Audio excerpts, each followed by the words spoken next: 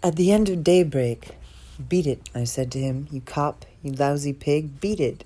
I detest the flunkies of order and the cockchafers of hope. Beat it, evil gree-gree, you bed-bug of a petty monk. Then I turned toward paradises lost for him and his kin, calmer than the face of a woman telling lies.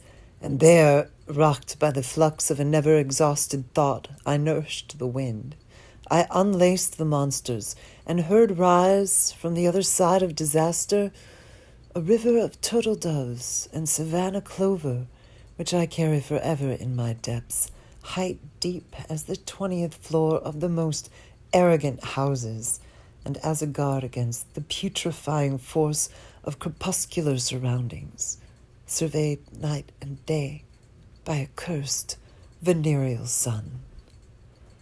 At the end of daybreak, burgeoning with frail coves, the hungry Antilles, the Antilles pitted with smallpox, the Antilles dynamited by alcohol, stranded in the mud of this bay, in the dust of this town, sinisterly stranded. At the end of daybreak, the extreme, deceptive, desolate eschar on the wounds of the water, the martyrs who do not bear witness, the flowers of blood that fade and scatter in the empty wind like the screeches of babbling parrots, an aged life mendaciously smiling, its lips opened by vacated agonies, an aged poverty rotting under the sun silently, an aged silence bursting with tepid pustules, the offered futility of our raison d'etre. At the end of daybreak, on this very fragile earth, thickness exceeded in a humiliating way by its grandiose future. The volcanoes will explode. The naked water will bear away the ripe sun stains, and nothing will be left but a tepid bubbling pecked at by seabirds, the beach of dreams, and the insane awakening.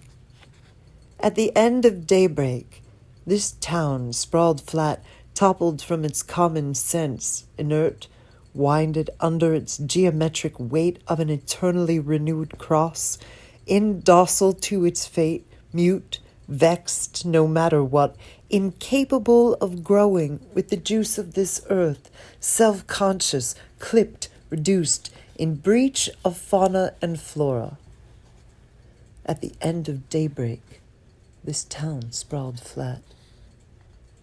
And this town, this inert town, this squalling throng so astonishingly detoured from its cry as this town has been from its movement, from its meaning, not even worried, detoured from its true cry, the only cry you would have wanted to hear, because you feel it alone belongs to this town, because you feel it lives in it some deep refuge and pride in this inert town, this throng detoured from its cry of hunger, of poverty, of revolt, of hatred, this throng so strangely chattering and mute. And in this inert town, this squalling throng, so astonishingly detoured from its cry as this town has been from its movement, from its meaning, not even worried, detoured from its true cry, the only cry you would have wanted to hear, because you feel it alone belongs to this town, because you feel it lives in it in some deep refuge and pride in this inert town, this throng detoured from its cry of hunger, of poverty, of revolt, of hatred, this throng so strangely chattering and mute. In this inert town, this strange throng which does not pack, does not mix, clever at discovering the point of disencasement, of flight, of dodging, this throng which does not know how to throng, this throng so perfectly alone under the sun, like a woman one thought completely occupied with her lyric cadence, who abruptly challenges a hypothetical rain and enjoins it not to fall, or like a rapid sign of the cross without perceptible motive, or like the sudden grave animality of a peasant, urinating standing, her legs parted, stiff. In this inert town, this desolate throng under the sun, not connected with anything that is expressed, asserted, released in broad daylight, in broad earth daylight its own, neither with Josephine, Empress of the French, dreaming way up there above the nigger scum, nor with the liberator fixed in his whitewashed stone liberation, nor with the conquistador, nor with this contempt, with this freedom, with this audacity. At the end of daybreak, this inert town and its beyond of lepers, of consumption, of famines, of fear, crouched in the ravine, fears perched in the trees, fears dug in the ground, fears adrift in the sky, of piled up fears and their fumaroles vanish. At the end of daybreak, the morn forgotten, forgetful of leaping. At the end of daybreak, the morn in restless, docile hooves, its malarial blood routs the sun with its overheated pulse.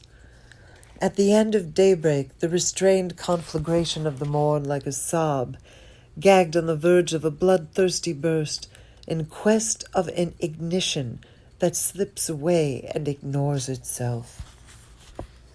At the end of daybreak, the morn, crouching before bulimia on the outlook for tons and mills, slowly vomiting out its human fatigue.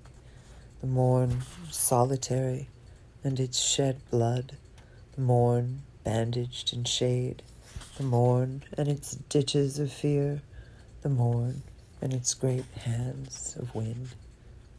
At the end of daybreak, the famished morn, and no one knows better than this bastard morn why this suicide choked, with a little help from his hypoglossal jamming his tongue backward to swallow it, why a woman seems to float belly up on the Capote River, her chiaroscura body submissively organized at the command of her navel. But she is only a bundle of sonorous water. And neither the teacher in his classroom nor the priest at the catechism will be able to get a word out of this sleepy little nigger, no matter how energetically they drum on his shorn skull, for starvation has quicksanded his voice into the swamp of hunger. A word, one single word, and we will forget about Queen Blanche of Castile. A word, one single word. You should see this little savage who doesn't know any of the 10 Commandments, for his voice gets lost in the swamp of hunger. And there is nothing, really nothing, to squeeze out of this little brat, other than a hunger, which can no longer climb to the rigging of his voice, a sluggish, flabby hunger, a hunger buried in the depth of the hunger of this famished morn. At the end of daybreak, the disparate stranding, the exasperated stench of corruption, the monstrous sodomies of the host and the sacrificing priest, the impassable beakhead frames of prejudice and stupidity, the prostitutions, the hypocrisies, the lubricities, the treasons, the lies, the frauds, the concussions, the panting of a deficit cowardice, the heave-holes,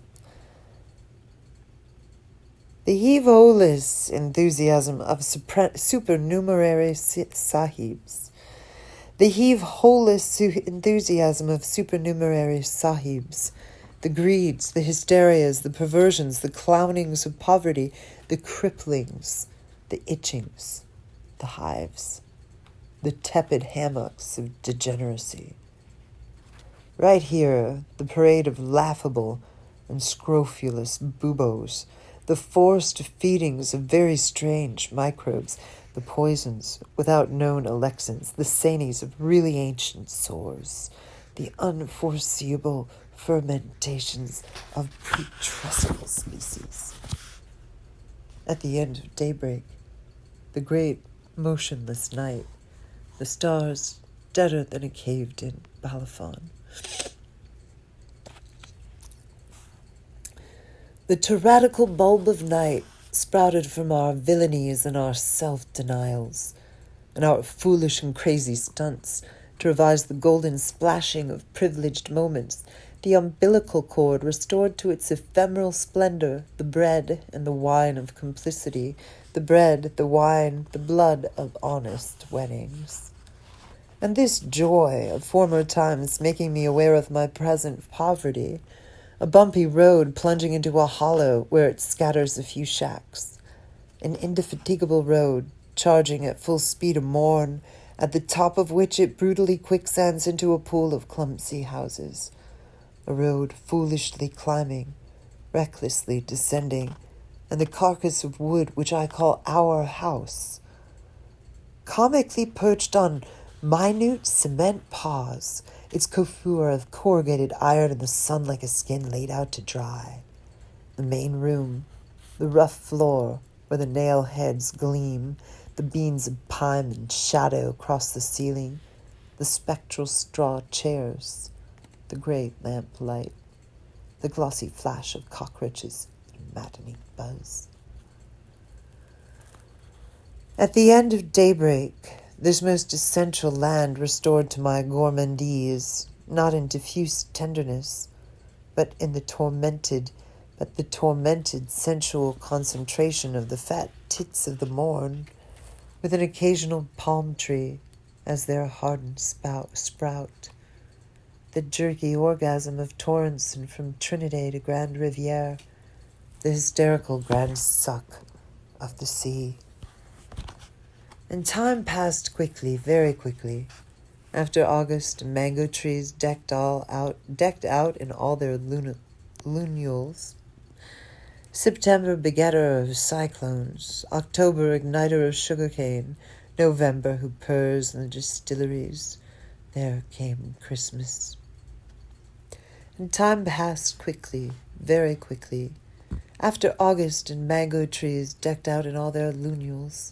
September, begetter of cyclones. October, igniter of sugarcane. November, who purrs in the distilleries. There came Christmas. It had come in, Christmas did, with a tingling of desires, a thirst for new tenderness, a burgeoning of vague dreams. Then with a purple rustle of its great joyous wings, it had suddenly flown away. And then its abrupt fall out over the village that made the shack life burst like an overripe pomegranate. And then its abrupt fallout over the village that made the shack life burst like an overripe pomegranate. And then its abrupt fallout over the village that made the shack life burst like an overripe pomegranate. And then its abrupt fallout over the village that made the shack life burst like an overripe pomegranate. Christmas was not like other holidays. It didn't like to gad about the streets, to dance on public squares, to mount the carousel horses, to use the crowd to pinch women, to hurl fireworks into the faces of the tamarind trees. It had agoraphobia, Christmas did. What it wanted was the whole day of bustling, preparing, a cooking and cleaning spree, endless jitters, about not having enough, about running short, about getting bored. Then at evening, an unimposing little church, which would benevolently make room for the laughter, the whispers, the secrets, the love talk, the gossip, and the guttural cacophony of a plucky singer, and also boisterous pals and shameless hussies in shacks up to their guts and succulent goodies, and not stingy, and 20 people can crowd in, and the street is deserted, and the village turns into a bouquet of singing, and you are cozy in there, and you eat good, and you drink hearty, There are blood sausages, one kind only 2 fingers wide, twined in coils, the other broad and stocky, the mild one tasting of wild thyme, the hot one spiced to an incandescence, and steaming coffee and sugared anise and milk punch, and the liquid sun of rums, and all sorts of good things which drive your taste buds wild, or distill them to the point of ecstasy, or cocoon them with fragrances.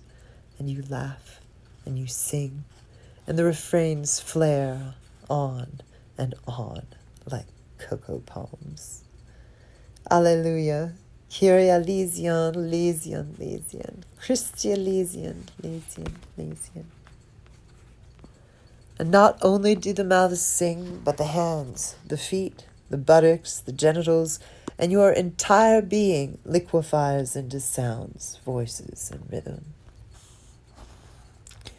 At the peak of its ascent, joy bursts like a cloud.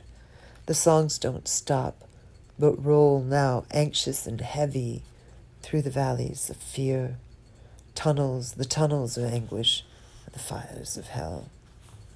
And each one starts pulling the nearest devil by the tail until fear imperceptibly fades in the fine sand lines of dream, and you really live as in a dream, and you drink and you shout and you sing as in a dream, and doze too as in a dream, with rose petal eyelids, and the day comes velvety as a sapodilla, and the liquid manure smell of the cacao trees, and the turkeys shelling their red pustules in the sun, and the obsessive bells, and the rain, the bells, the rain, that tinkle, tinkle, tinkle.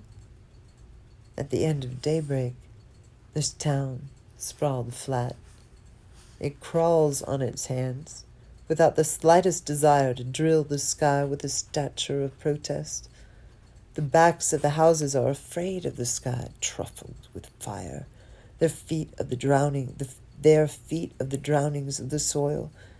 They choose to perch shallowly between surprises and treacheries. And yet the town advances.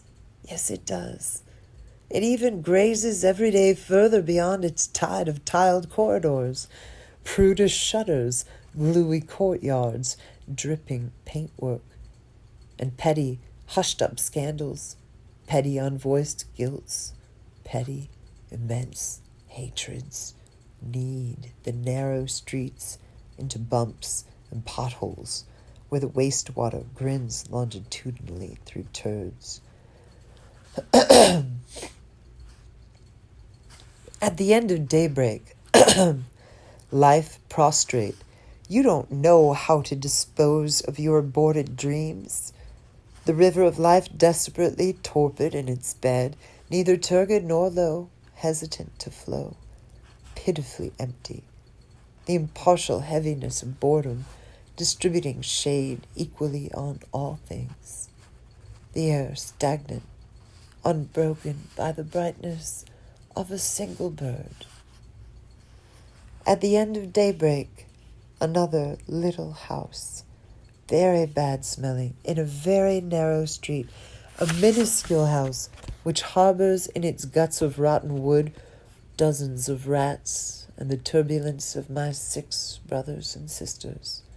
A cruel little house, whose demands panic the ends of our months, and my temperamental father gnawed by one persistent ache.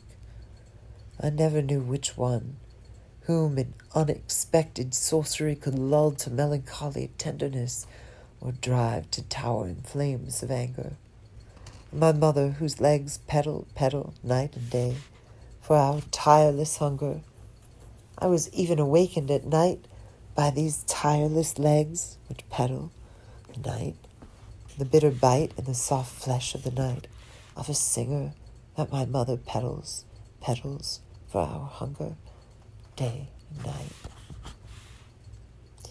At the end of daybreak, beyond my father, my mother, the shack chapped with blisters, like a peach tree afflicted with curl, and the thin roof patched with pieces of gasoline cans, which create swamps of rust in the stinking, sordid gray straw pulp, And when the wind whistles, these odds and ends make a noise bizarre, first like the crackling of frying, then like a brand dropped into water, the smoke of its twigs flying up.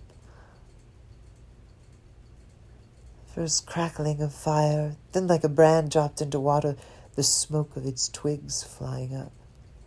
And the bed of boards from which my race arose, my whole entire race, from this bed of boards with its kerosene case paws, as if it had elephantitis, that bed and its kid skin and its dry banana leaves and its rags yearning for a mattress. My grandmother's bed, above the bed, in a jar full of oil and dim light, whose flame dances like a fat cockroach. On this jar, in gold letters, Merci. And this rue pie, this disgrace, an appendage repulsive as the private parts of the village which are extended, which extends left and right. An appendage repulsive as the private parts of the village which extends right and left, along the colonial highway, the grey surge of its shingled roofs. Here they're only straw roofs, spray-browned and wind-plucked. Everyone despises Rue Pie. It's here that the village youth go astray. It's there especially that the sea pours forth its garbage, its dead cats and croaked dogs. For the street opens onto the beach. The beach alone cannot satisfy the sea's foaming rage. A blight this beach as well, with its piles of rotting muck, its furtive rumps relieving themselves, and the sand is black, funeral. You've never seen a sand so black, and the skunk glides over it yelping, and the sea pummels it like a boxer, or rather the sea is a huge dog licking and biting the shins of the beach, biting them so fiercely that it will end up devouring it, the beach, and Rue Pie along with it. At the end of daybreak, the wind of long ago, of betrayed trusts, of uncertain evasive duty, and that other dawn in Europe arises. To go away, as there are hyena men and panther men, I would be a Jew man, a Kafir man, a Hindu man from Calcutta, a Harlem man who doesn't vote, the famine man, the insult man, the torture man you can grab any time, beat up, kill, no joke, kill, without having to account to anyone, without having to make excuses to anyone. A Jew man, a pogrom man, a puppy, a beggar. But can one kill remorse? Perfect as the stupefied face of an English lady discovering a Hottentot skull in her soup tureen. I would rediscover the secret of great communications and great combustions. I would say storm. I would say river. I would say tornado. I would say leaf. I would say tree. I would be drenched by all rains, moistened by all dews. I would roll like frenetic blood on the slow current of the eye of words, turned into mad horses, into fresh children, into clots, into curfew, into vestiges of temples, into precious stones, remote enough to discourage miners. Whoever would not understand me would not understand any better the roaring of a tiger. And you ghosts rise blue from alchemy, from a forest of hunted beasts, of twisted machines, of a jujube tree, of rotten flesh, of a basket of oysters, of eyes, of a network of straps. In the beautiful sizzle of human skin, I would have words vast enough to contain you, and you, earth, taut, earth, drunk, earth, great vulva raised to the sun. Earth, great delirium of God's mentula. Savage earth arisen from the storerooms of a sea, of a clump of cecropia in your mouth. Earth, whose tempestuous face I can only compare to the virgin and foolish forest, which word in my power I would show in guise of a face to the undeciphering eyes of men. All I would need is a mouthful of hickory milk, to discover in you, always as distant as a mirage, 1,000 times more native and more golden by a sun that no prism divides, the earth where everything is free and fraternal, my earth. To go away, my heart was pounding with emphatic generosities. To go away, I would arrive sleek and young in this land of mine, and I would say to this land whose loam is part of my flesh, I've wandered for a long time, and I am coming back to the deserted hideousness of your sores. I would go to this land of mine, and I would say to it, embrace me without fear, and if all I can do is speak, it is for you I shall speak. And again I would say, my mouth shall be the mouth of those calamities that have no mouth, my voice the freedom of those who would break down in the prison holes of despair. And on the way I would say to myself, and above all, my body, as well as my soul, beware of assuming the sterile attitude of a specter, of a spectator, for life is not a spectacle. A sea of miseries is not a proscenium. A man screaming is not a dancing bear. And behold, here I am. Once again this life hobbling before me. What am I saying, life? This death without sense of pity, this death that so pathetically falls short of greatness, the dazzling pettiness of this death hobbling from pettiness to pettiness, these shovelfuls of petty greeds over the conquistador, these shovelfuls of petty flunkies over the great savage, these shovelfuls of petty souls over the three-souled Carib, and these death's futile absurdities under the splashing of my open conscience, tragic futilities lit up by this single noctiluca,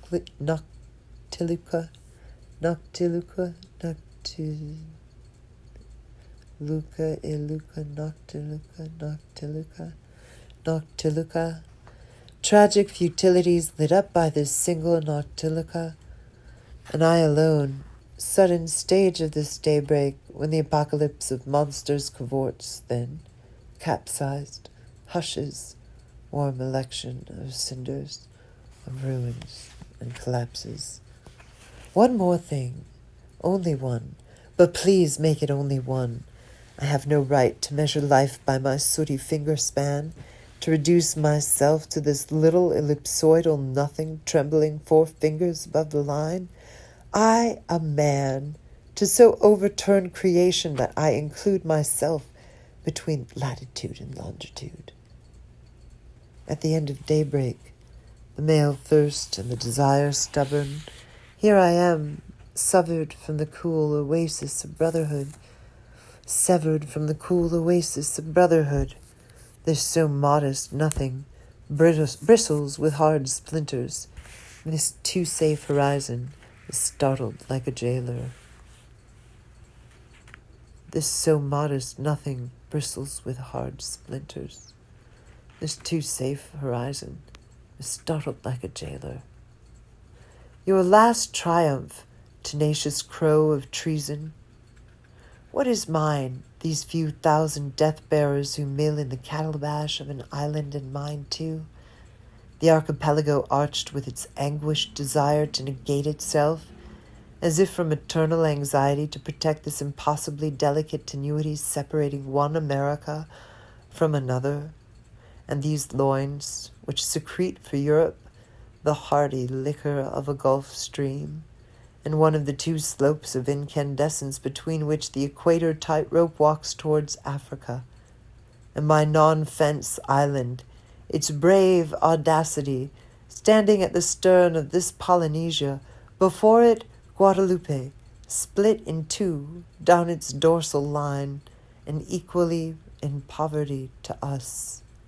Haiti, where negritude rose for the first time, and stated that it believed in its humanity, and the funny little tale of Florida, where the strangulation of a nigger is being completed, and Africa, gigantically caterpillaring up to the Hispanic foot of Europe, its nakedness, where death scythes widely.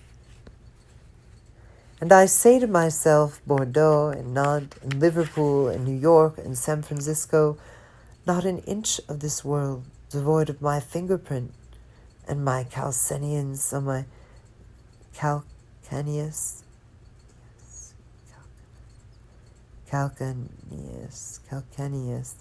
and my calcaneus on the spines of skyscrapers and my filth in the glitter of gems. Calcinins. Who can boast of being better off than I? Virginia, Tennessee, Georgia, Alabama, monstrous putrefaction of revolts, stymied marshes of putrid blood, trumpets absurdly muted, land red, sanguineous, co-sanguineous land. What is also mine? A little cell in the Jura, a little cell. The snow lines it with white bars. The snow is a jailer mounting guard before a prison. What is mine? A lone man imprisoned in whiteness. A lone man defying the white screams of white death. Trois cents louvertures. A man who mesmerizes the white sparrowhawk of white death. A man alone in the sterile sea of white sand, a coon grown old standing up to the waters of the sky. Death traces a shining circle above this man. Death stars softly above his head. Death breathes, crazed, in the ripened cane field of his arms. Death gallops in the prison like a white horse. Death gleams in the dark like the eyes of a cat. Death hiccups like water under the keys. Death is a stuck bird. Death waves. Death flickers. Death is a very shot Peturia.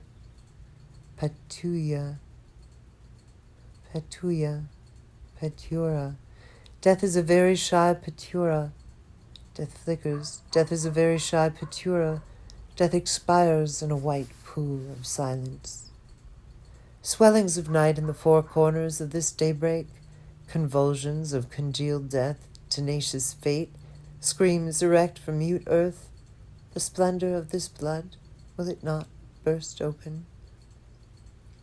At the end of daybreak, this land without a steel, these parts without memory, these winds without a tablet.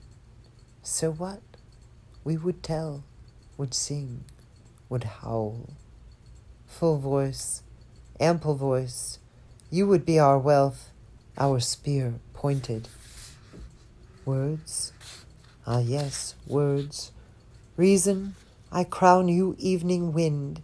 Your name, voice of order, to me the whip's corolla. Beauty, I call you the false claim of the stone. But ah, my raucous laughter smuggled in, ah, my saltpetered treasure. Because we hate you and your reason, we claim kinship with dementia praecox, with the flaming madness of persistent cannibalism. Treasure, let's count. The madness that remembers, the madness that howls, the madness that sees, the madness that is unleashed. And you know the rest. That 2 and 2 are 5. That the forest meows, that the tree plucks the maroons from the fire, that the sky strokes its beard, etc., etc. Who and what are we? A most worthy question.